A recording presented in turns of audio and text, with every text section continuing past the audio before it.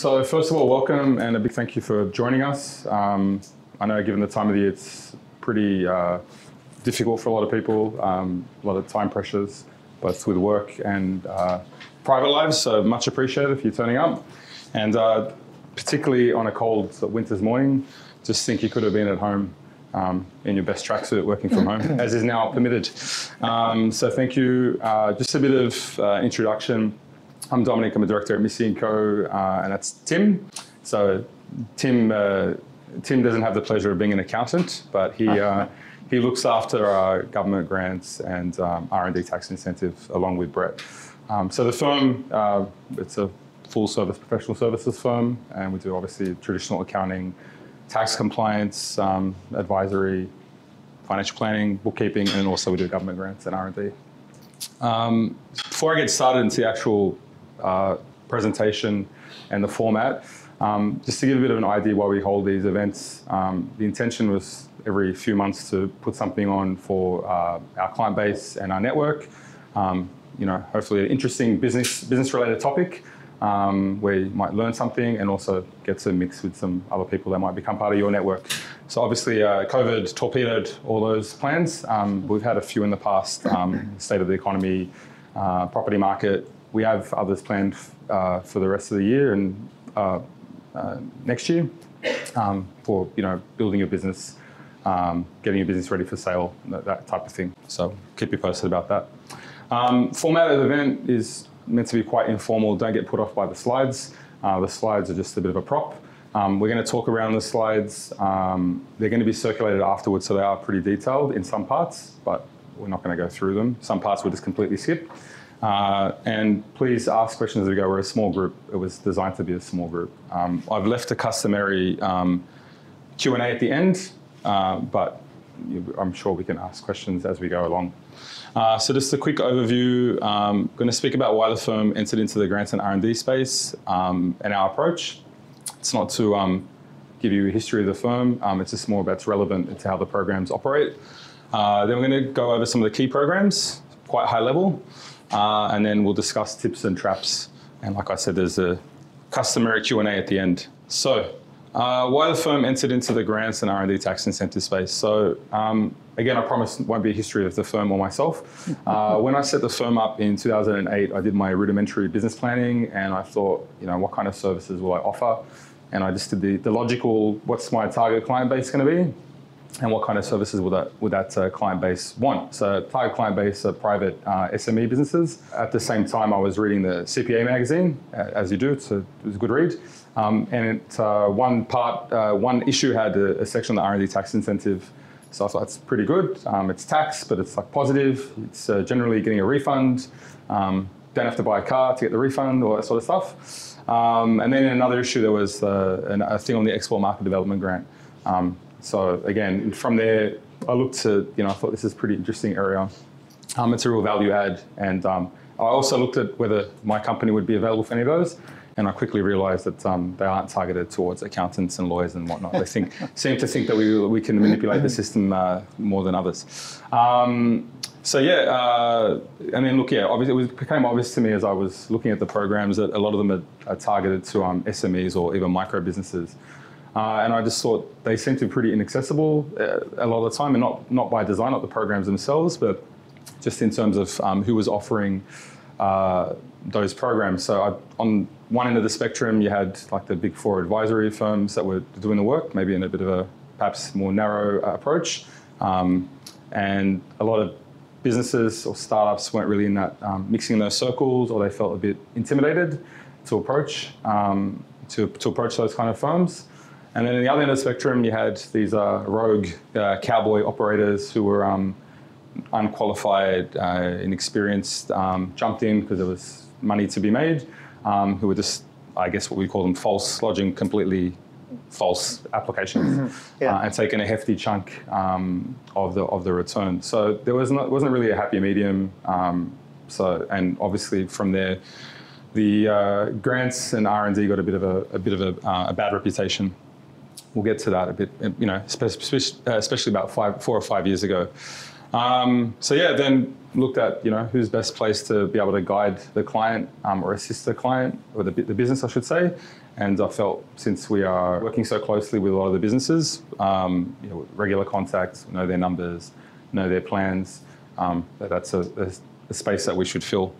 And then lastly, the very obvious one, cash is really important for SMEs. New businesses, and I'll use the term loosely new, very difficult to get funding. Banks will promise that they'll lend, but then they'll ask you, do you have a property? They'll want personal guarantees or director guarantees.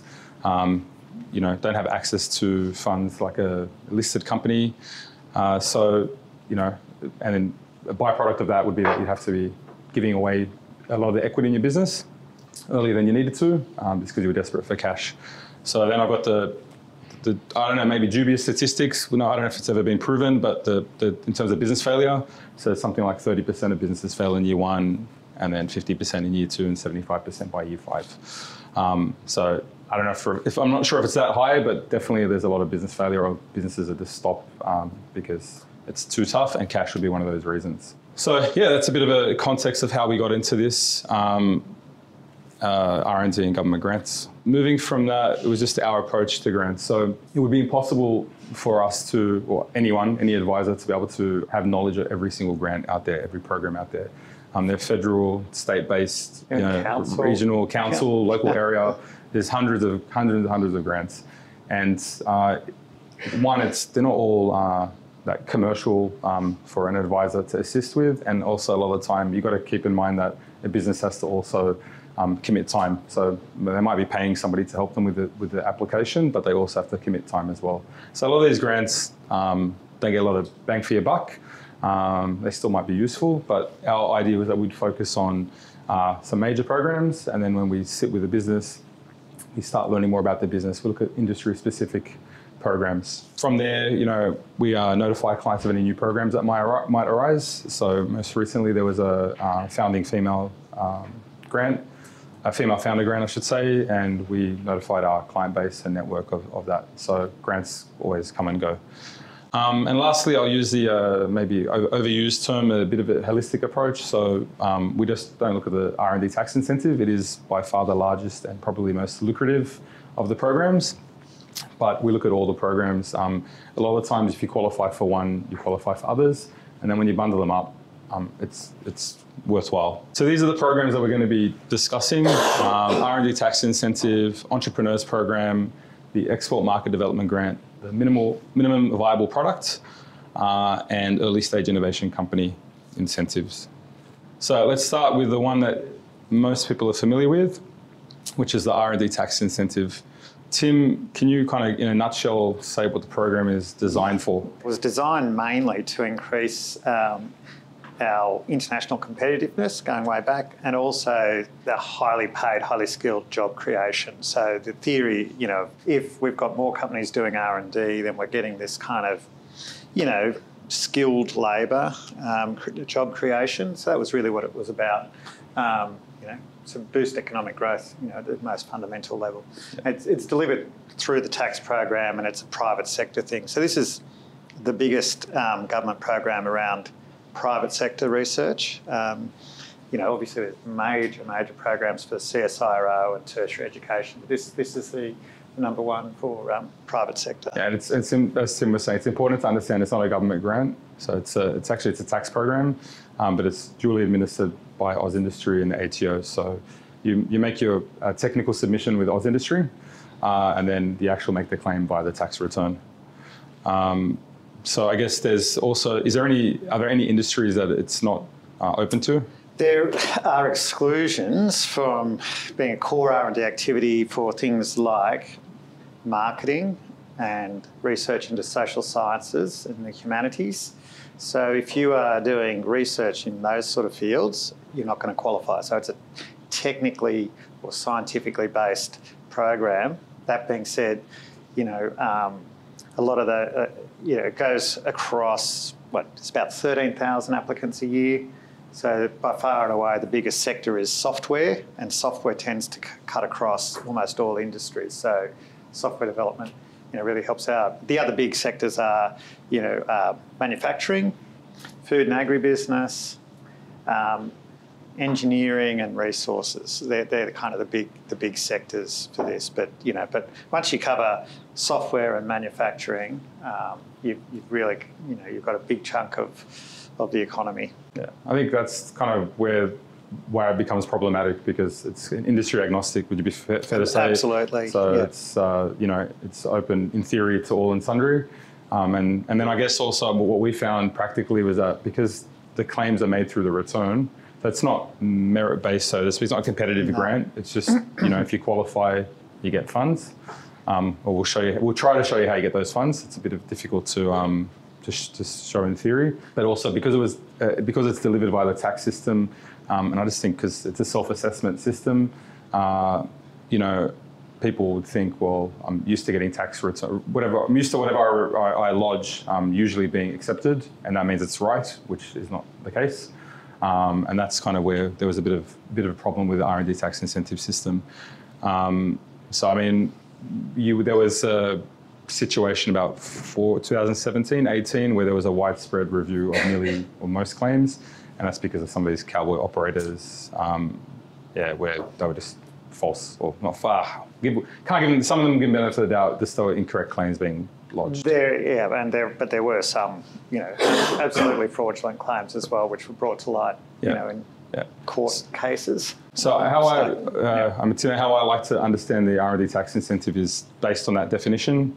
How to qualify. We're going to go through eligible activities and expenditure, but if you maybe want to go. Well, I mean, so just to, the high level sort of detail, the benefit. So if you're a small to medium group of companies, so turnover less than $20 million on a group basis, so there are grouping rules. On a group basis, less than $20 million, you get a higher level of support than larger companies do. So you get a refundable 43.5% tax offset. So, effectively, if you're in a tax-paying position, that really gives you a permanent saving of 18.5 cents in the dollar. So spend $100,000 on R&D, you get a refund of $18,500. If you're in tax loss, because it's a refundable tax offset, you'll actually get a refund of 43.5% of your eligible R&D expenditure. So if you line that up against a merit-based competitive grant program where they're typically on a matching funds basis, so dollar for dollar, you get 50%. By legislative, decree, the R&D will give you 43.5% if you're in that sort of startup loss-making position. So it's a really valuable source of funding for those. Yeah, and I think as well, going back to one of my initial points around cash being such a vital element for businesses, what you're basically foregoing is a loss, a tax deduction. So the easiest way to understand it, I think, because it can be a bit complicated when you've got businesses that are in tax-paying position or not. The easiest way to think about it is if you've got a business that's, say, pre-revenue or very little revenue, they've incurred all this expenditure. Ordinarily, if they don't make an R&D claim or if they're not eligible, then they're able to carry forward that loss to the future. So you're getting a future income tax benefit, which is all well and good, except if you never actually generate any taxable income, or if you're not around long enough, then that loss is wasted. So effectively, if we use $100,000 as a good, nice round number, you're basically saying, hey, the $100,000 could save me $25,000 in tax in the future, or you're going to get $43,500 back from the government today, and you no longer can use that $100,000 loss, right? So, and most business, and that helps with a lot of things. One helps with, working capital. It might mean the difference between having to bring on investors or borrow money earlier. It's basically makes the benefit available now rather than in the future. So that's why it is a great program if it's done properly. We've already discussed process for making the claim. We said you make a submission with AusIndustry. I think maybe this is the important part because, again, maybe where we've seen some faults are that maybe less than before, but the claim is actually through the return. You get a registration through AusIndustry. What actually gets submitted to AusIndustry then? Yeah, so you do an R&D application for registration, and that describes your R&D activities. And importantly, it's important that they're described in a way that demonstrates the activities are eligible R&D activities. And that's one of the risk filters that is likely to be triggered. If you do a poor job on your R&D application, you get shifted into a pile by AusIndustry which say, hey, we need to review these guys' R&D application. You don't want to be in that pile because the review can be intensive. It takes up quite a bit of time if you do get one, so it's better to avoid it. And, the rate of actually having claims disallowed is, it's not, they pass most claims, but there is a significant number that they do disallow. So you definitely, if you can, you don't want to get a review in the first place. And that's where an advisor can help you, because we're aware of what they're looking for in an application form, and particularly we're aware of some of the things that trigger them to maybe want to have a look at you. So there's some traps to avoid. And the initial with AusIndustry, they're not doing an audit, right? When you make the submission. They're not, but they do a quick read through to make sure that it's complete, and you'll often find that the lower quality applications do get flagged at that registration. So whilst they don't review it and they don't approve it, they just issue you with a registration number. They do a cursory sort of look at it to kind of identify high risk claims. Again, it's important to understand because I guess sometimes people think once they've made a claim they've had that AusIndustry number, registration number generated, then it's... That's it. It's approved. It's approved, and then you get your tax refund, and that also, it's a confirmation that it's approved. So the problems that have arisen with the R&D tax incentive is that it was a bit easier to get approved or registered and get the funds. Typically then when the review, if it comes from the ATO, is like a normal ATO review, can be 2 to 4 years after the fact. After the assessment. And there were all these businesses being asked to pay the money back, and also by that stage the money had gone, whether it be in fees or they've just gone and spent it. And there's some horror cases but business having to go into liquidation. I think the ATO at the time were pretty aggressive and a bit unfair, if we can use that term, certainly, in their approach. When some people acted in good faith. So what's the advanced finding? Is that sort of getting certainty around? Absolutely. Yeah. So what you can do, so the normal process, as we outlined there, is after year end, you make your application to AusIndustry within 10 months about what you already did. You can elect to request an advanced finding from AusIndustry, and this is much more onerous than your typical registration. So unlike, I think we mentioned, getting registered doesn't mean you're approved.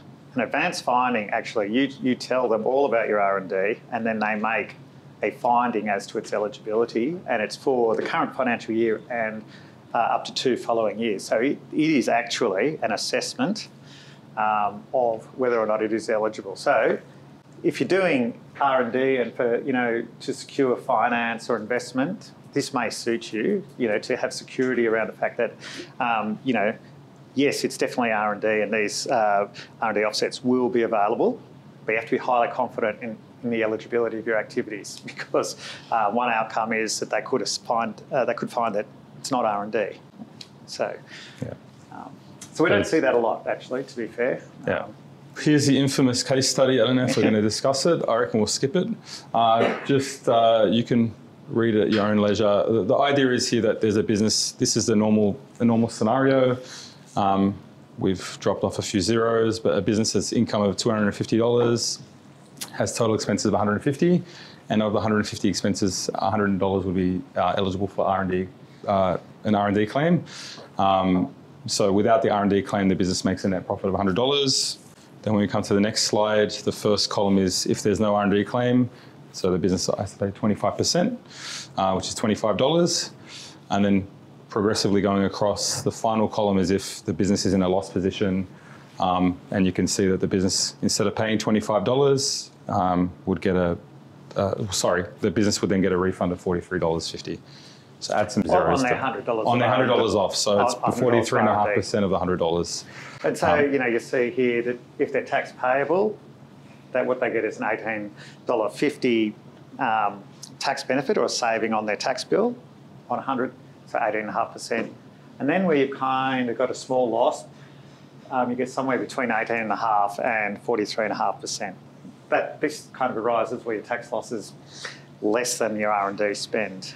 basically. And then where you've got sufficient losses, you get the full 43.5% refund. So it just shows the sort of range of outcomes you might get. I think we'll leave it at that. I think we did a good job on that one. Not getting too complicated in that. If you want to go through the rest of it, we'll be here all day. And look, good. And as a reminder as well, because it's not a grant, it's a tax refund. Refunds are unaccessible. They do create some issues in terms of franking credits. We're going to get quite technical when you're paying out dividends, but it's not income. So you are getting $43,500, for example, on $100,000. That's yours. It's no tax payable on that. Just maybe briefly, we go through some of the activities. Yeah, so we've been talking about making an R&D claim. So what we're making it on is eligible R&D activities. So money we spend on activities, there's two types. There's core R&D activities, which are experimental activities, and they're fundamental to the whole program. So we need to understand what these are.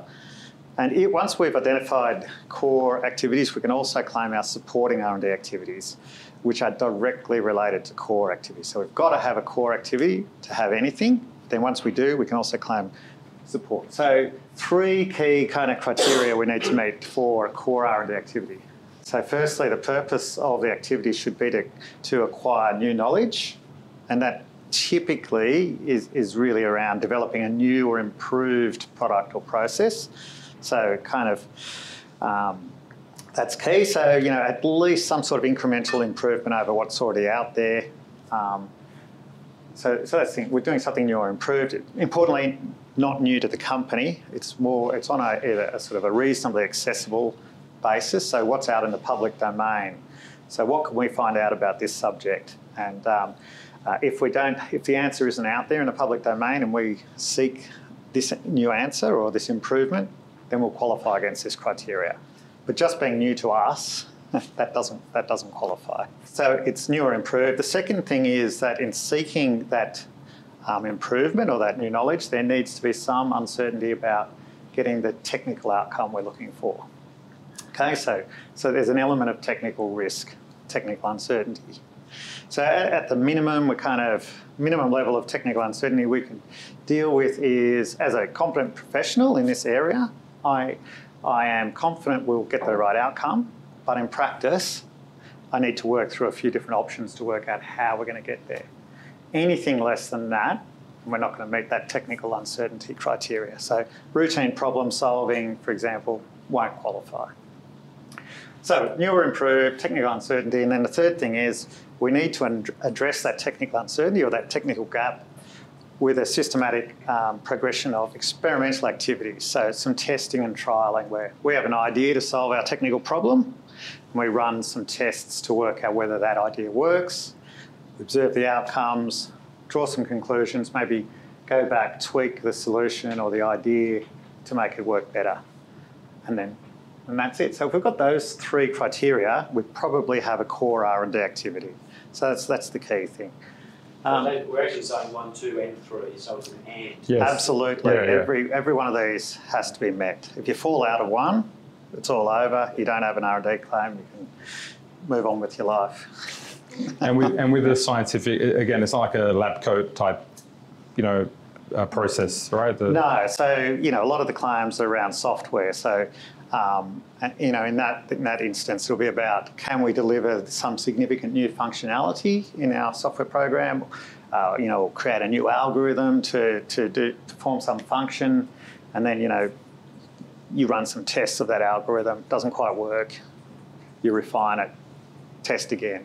That's a typical sort of one. And we do have lab coat stuff as well. We have life sciences, if it is relevant, medical and pharma, and then. On the manufacturing side, you'll often see you'll have process engineers and guys, mechanical engineers who are working with equipment to make their widgets, and they want to make that process better. It probably won't be in a lab. It'll probably be in a dirty factory, but still, it's technical and it's engineering based. Yeah. My point is that it doesn't have to be a kind of the stereotypical I haven't seen anyone in a lab coat for a while. Okay.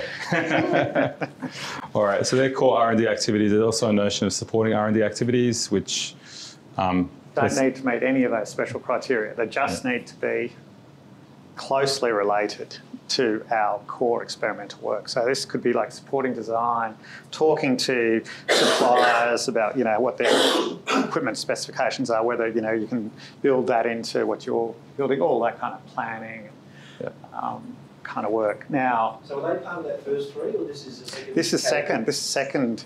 So once you've identified the first three, and they have to meet those criteria, you can also claim other activities that have no special character. That sort of broadens the... Yeah, it broadens it out to a much wider sort of thing. So, you can imagine if you're doing an experiment on a prototype, for example, of widget. So, you might hit it with a hammer and see if it breaks. That might be your experiment. The supporting work might be all the design that led to the creation of the prototype. So, it's obviously a lot more expense caught up in actually doing the whole design process, for example. That's why these are important. There are some exclusions around what can be a core activity. They can be a support activity, but there's an additional test then. It has to be for the dominant purpose of supporting an experimental activity. And that's stuff like market research, research into humanities, social sciences. And one important thing where the dominant purpose test applies is around running trials where you're actually producing goods or services. So, if you've got a factory and you're making widgets and you run a trial and then you go and sell the outputs into the market, it can qualify as a supporting activity, but only if the dominant purpose of running that trial was the experimental purpose, not the commercial purpose of selling widgets. Anyway, so that's support activity. So that's it really, in a nutshell. That's what we're looking for. One of those two categories of activity. All right. So once you've made the lodgements, right, so you've lodged a claim. So you've lodged Oz Industry, So, and ATO, so say they've rejected it. Yep. Can you appeal it and re-jig it, or once it's rejected, it's done? Yeah, so there's appeal processes during the review. So you've got a right of internal review. And then if you're dissatisfied with that, you can appeal to typically the AAT as your first port of call. And then, you can go to court, federal court, if you had the appetite to. Yeah. Yeah.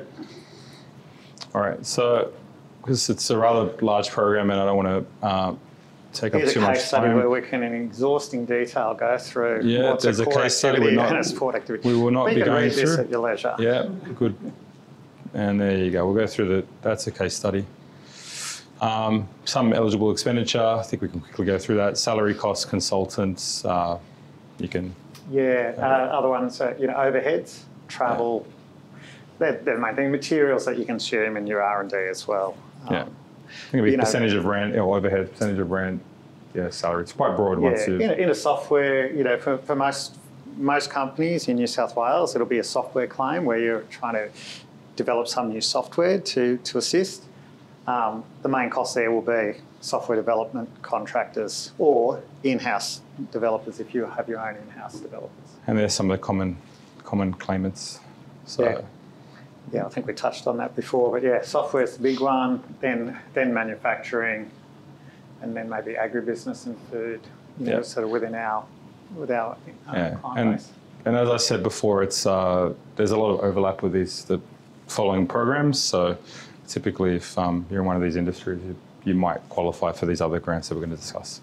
All right, that's the R&D Tax Incentive. We're going to move to the Entrepreneurs Program. This is also through Oz Industry, and this is an umbrella program which has a number of... Yeah, so it's got a few elements to it. Three main grant programs. Now, in each case, before you leap in and get one of these grants, there's a bit of sort of admin to go through. You actually have to get an evaluation as a first step in each of these. So you go and you have to sit down with either a facilitator or a business mentor, and depending on the grant program, they review your business and they give you a report or an action plan. And then, as a second step, you can apply for a grant, but the grant needs to, generally speaking, address some of the action items in that report. So you've got this lead time of a couple of months where you have to go through this initial mentoring and sort of advisory process with one of their selected advisors. And they could either be just an Oz industry customer service guy, or it might be a private sector sort of business advisor that works with the program. So, we've got the most broadly applicable is the business growth grants. I think what we'll do is we'll go through, just quickly run through and then look at in the bit of detail business growth grant. So these funds, unfortunately, this is limited to 5 growth sectors. So you have to fall with one of these categories. So you have to be in advanced manufacturing or agri-food, medical, or life sciences, or resource extraction, resources, basically oil and gas or mining, or an industry that provides services to any of those other ones. And that's where a lot of our clients come in, because they provide services to those. So if you fit into that, you need to have existed for 3 years. You need to have a turnover of between 1.5 million and 100 million. And then that will entitle you basically to apply for the grant. And this is all about getting external assistance to enhance your capability, or the capability of your business in some way. So it might be quality assurance, it might be HR, it might be your legal structure is not appropriate for your growth plans. So you need to restructure. And so they'll give you 50% of up to $40,000, so $20,000 grant, and it's about hiring external advisors to assist. So, that could be hiring an accounting firm to do a restructure. Might be hiring a legal firm to give you some advice around how to improve some other function. Or it might be, occupational health and safety guys, product development guys. I mean, there's just a huge... It's very, very broad. This one we find typically, it's not going to rock your world, the amount of funding, but it's a lot of the time the clients are already undertaking the activity, so it's money that's there for them. And we've got clients that have updating their online store. Marketing. Improving your marketing function. It is really broad. As long as it's in the plan, and that's when you get the business advisor to come and see you, which is typically a 1.5 to 2 hour session. As long as you put that in the plan, what do I need to see my business grow? Well, I need to update my online store. As long as it's in that report, which it will be, because they're asking you what you need for your business, then you qualify for funding. The good thing with the program as well is that, and it's pretty easy. The funding comes quite quickly after you've submitted your invoices. The good thing as well is that it's per separate legal entity. So if you have a group of companies, it's not limited to the group. You could do it for different companies in that group. And you can do it more than once after a few years. So this is good, because it actually gives you funding for things that you're probably going to spend money on at some point anyway. Yeah. So this is quickly go over accelerated. So this one's more difficult to get, but it's a much bigger program. So you can get a grant of up to $1 million. This is all about commercialising a novel product or a process. So and you have to apply before you have first sales. So timing's really critical. So they make assessments around, the novelty or the innovation that's being introduced by your product, but you also have to make sure that you haven't actually started selling it yet. So the timing, and then you've got to have that evaluation done first. So there's a few months there. So timing is difficult, but the upside is high. It's a lot of effort to put in one of these claims. They're not that much fun to put together, but they can be very lucrative if you're in that sweet spot of timing. They support commercialisation, so again, marketing, protection of your intellectual property, taking on a senior sales executive to launch this new or novel product for you. There can be support for state-of-the-art equipment. So actually, potentially they might buy you some fancy new gear to make your novel product. There's some extra bells and whistles and checks and balances on that. And critically, again, you need to show that you have matching funding. So if you're asking for $1 million, you have to show that you can come up with your $1 million as well. So that's where a lot of it falls down. That's that one. Great program, very difficult to get, but in the right space. I think I want to get us to the X4 Market Development Grant. So there's another one, Innovation Connections, as part of Entrepreneurs Program. Yep. You can have a look through. And then here's the EMDG, X4 Market Development Grant. quite well known as well program, and as Tim made a comment yesterday, in his opinion, it's been wrecked. That was his summation. It's really damaged at least. So after the R&D incentive, this is the next most popular one. There's thousands of applicants each year for this. So, and when I said it was wrecked, I mean up until FY21, it was a program where after year end, you reported to Austrade back on what you spent on promotion of your goods or services in export markets, and they would broadly reimburse you 50% of the costs. Now, if the program funding sort of was exceeded, they would pro rata people down a little bit, but most years people got their full 50% entitlement. What's happened, so for this current financial year, FY22 and future years, they've changed the program from a reimbursement model to an apply in advance and enter into a grant agreement model. So now what we had to do for FY22 was, at the beginning of FY22, we made an application for the next 12 months or 24 or even 3 years. And you enter into a grant agreement. And what happened was, because it wasn't based on what people had already spent, I think what happened was that everybody put in more ambitious claims. And so they said, oh, okay, well, if we're getting 50%, then I think our marketing budget for the next 2 to 3 years will be X. What they came back with was everybody got a lot less. So that moderation down where the program funding is exceeded, that we were severely impacted by that last year. So they actually also divided us up into 3 categories with different caps. So under the old program, the cap was a $150,000 grant, but everybody was treated essentially the same. You get 50%. Now you're either tier 1, which means I haven't exported, but I'm ready to export. The maximum grant you can get for that is $40,000 per year versus old $150,000. And in fact, tier 1 applicants were only offered $15,000, not $40,000. So you can see it's about, less than half. Tier 2 is for grants of up to $80,000 per year, and that is for people who are exporting already, but you are expanding your promotion.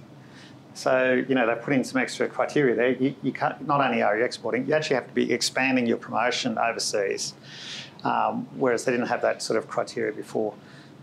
Now, again, up to $80,000 in theory, they were offered around $30,000. And then the third category, up to $150,000. So this is the maximum level. But this is where you're undertaking a strategic shift in your promotion of your export products. And then they were most adversely impacted. So you asked for 150 and you're only offered 36,600 last year. So just be careful if you're going to be applying for this. It's likely that at least for the next couple of years, we're not going to hit those caps. We're going to be quite a bit under because they signed grant agreements for 2 and 3 years in FY22, and a lot of the funding will be tied up for the next couple of years in those existing grant agreements. So whilst they are having new rounds for each year, we don't know how much funding is going to be available. But I think it'll be similar to this for a couple of years. Yeah, they reckon. Yeah, they seem to reckon. Yeah, 36 as opposed to 150. It's pretty bad. Give an idea of what's meant by export.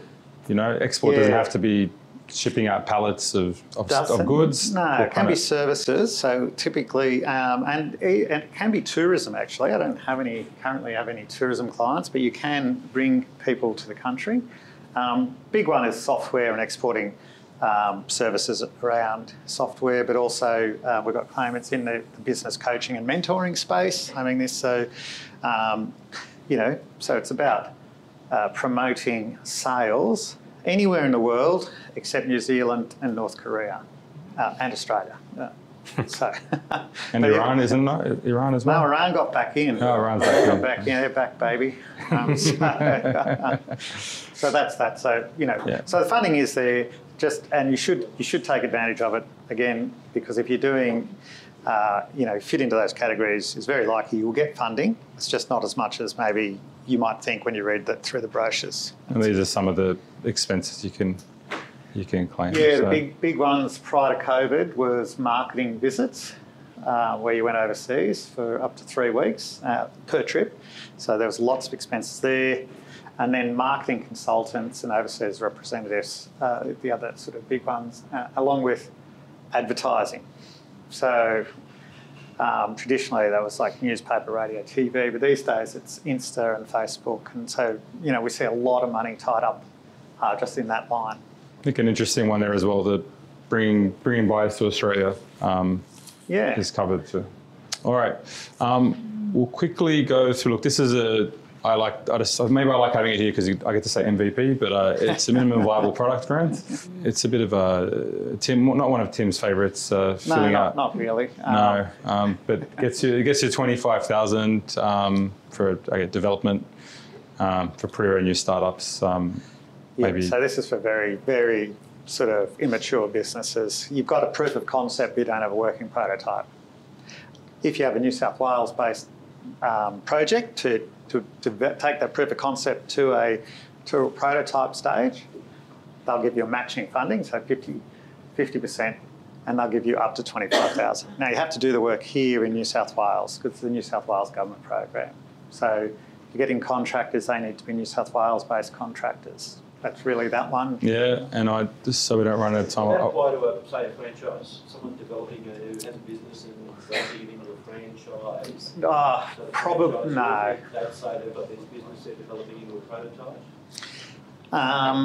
Unlikely. It's got to be kind of a new or novel product. So, you know, or software, you know, something like that. But, you know, franchising, I think it would be a bit difficult. So if you're in an existing business and you've got this brand new product, would you be setting up a new company? Well, you would. I don't think you'd set up a company to get this grant because, you know, you're not necessarily going to be awarded. Again, it's a merit-based sort of program, maximum of 25,000. So it's really the virgin startup.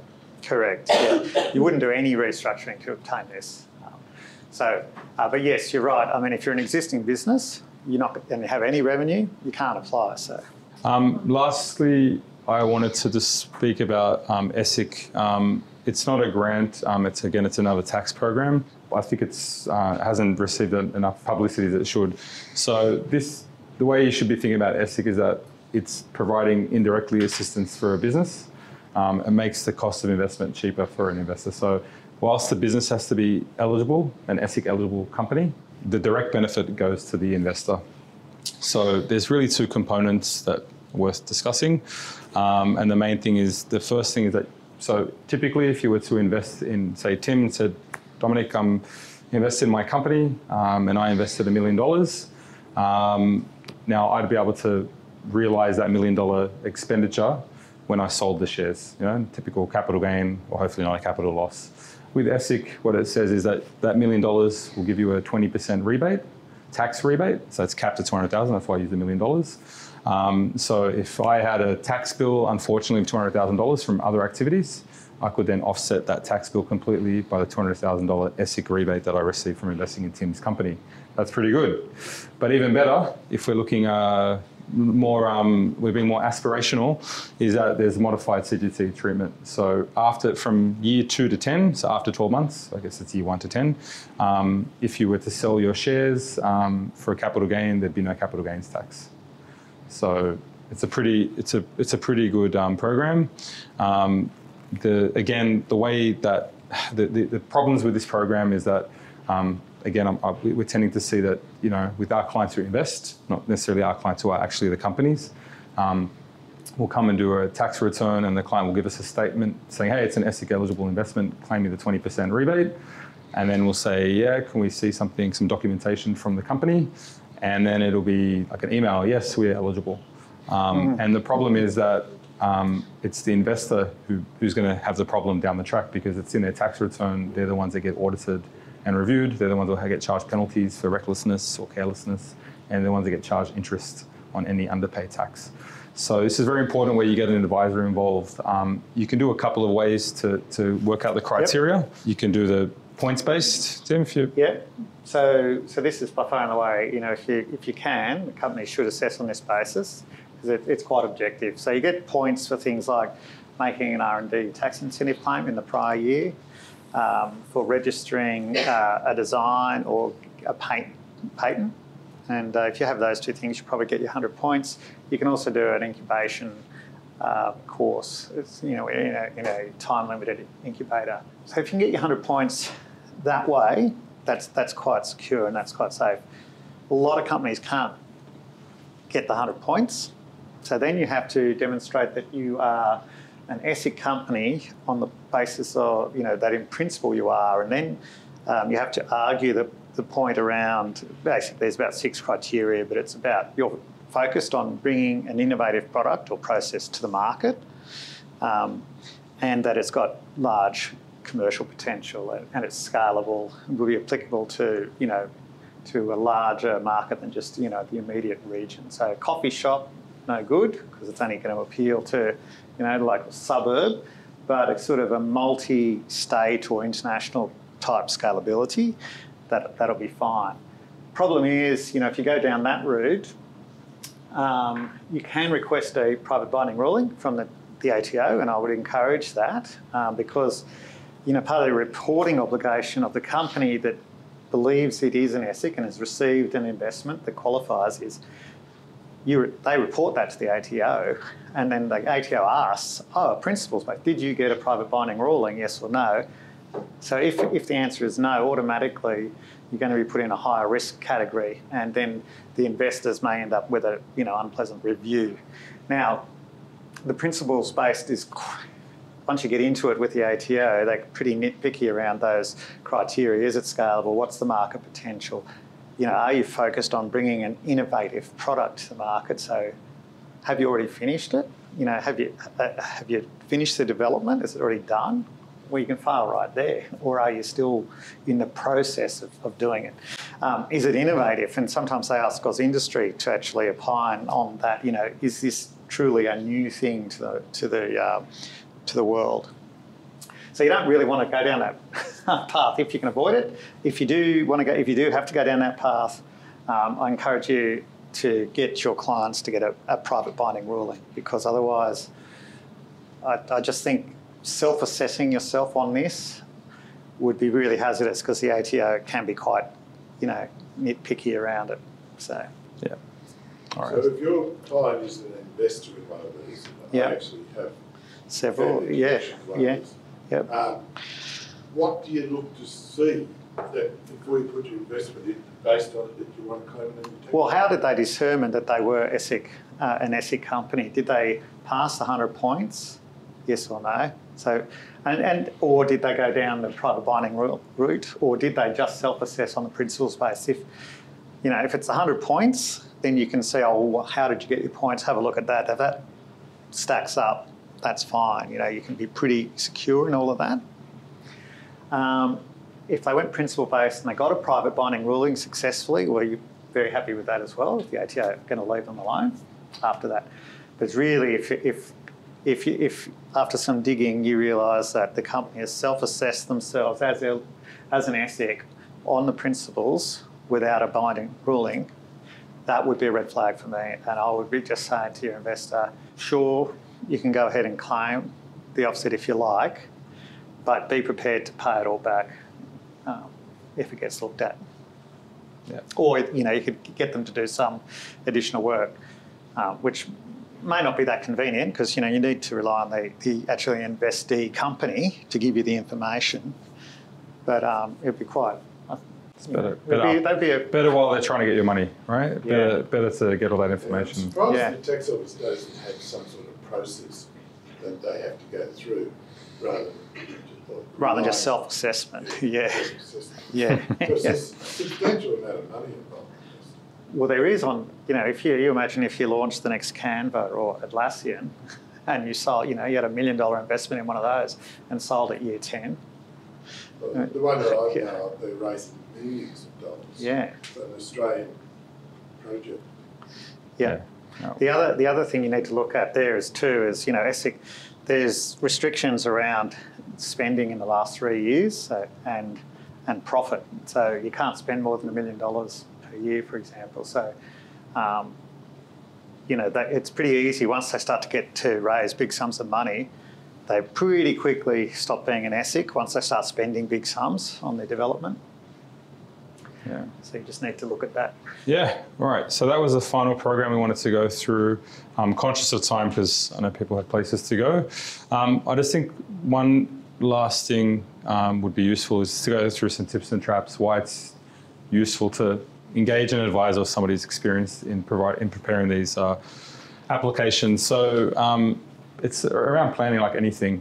You kind of want to get on the front foot. You don't want to be doing it after the fact. So structure always plays a big part. So things like the R&D Tax Incentive, you need to be a company. A lot of the programs we talked about, you have to be a company actually. Another big one we see is the qualifying owner's efforts. You ask for particularly R&D Tax Incentive, or how much time have you spent on, we can capture some of your time, how much time you spent, 150% of my time, that's my baby.